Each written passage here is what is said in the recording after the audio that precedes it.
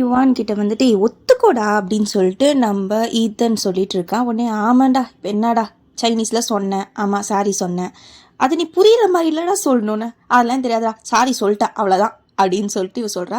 இந்த பக்கம் நம்ம ஹீரோயினை காட்டுறாங்க. அவங்க அவங்க அப்பாவை பற்றி நினச்சிட்டு இருக்காங்க. வேலை பண்ண வந்துட்டு இது எல்லாருக்கும் இருக்கிறது தான் போல இருக்குது, ஃபேமிலி பற்றி யோசிச்சுட்டு இருக்காங்க.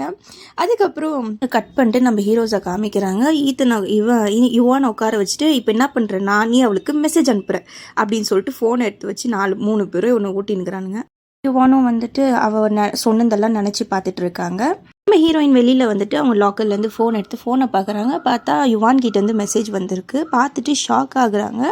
அதுக்கப்புறம் வந்துட்டு நம்ம வெளியில் வந்துட்டு இருக்காங்க. நம்ம அப்பா வந்து நம்ம ஹீரோயினை பார்க்கறதுக்கு வந்திருக்காங்க. ஆஃபீஸ் கிட்ட வெளியில் நிற்கிறாங்க. நீங்கள் என்ன பண்ணுறீங்க அப்படின்னு சொல்லிட்டு நம்ம ஹீரோயின் கேட்குறாங்க. இல்லைம்மா நான் உன்னை கூட்டிகிட்டு போகிறதுக்காக வந்தேன் அப்படின்றாரு. ஓ இம்ப்ரூவ்மெண்ட்லாம் தெரியுதே அப்படின்றாங்க. நம்ம ஹீரோயின் வந்து அவங்க அப்பா கிட்ட பேசிகிட்டே இருக்காங்க. நிறையா பேசுகிறாங்க. அதை தாண்டி அதுக்கப்புறம் சொல்கிறாங்க, இந்த மாதிரி அந்த சைனீஸ் பையன் என்கிட்ட சாரி கேட்டிருக்கான் அப்படின்னு சொல்லிட்டு சொல்கிறாங்க. உடனே அவங்க அப்பா அப்படியா அப்படின்னு கேட்குறாரு. அதுக்கப்புறம் என்ன வந்து அடுத்த வீடியோ பார்க்கலாம்.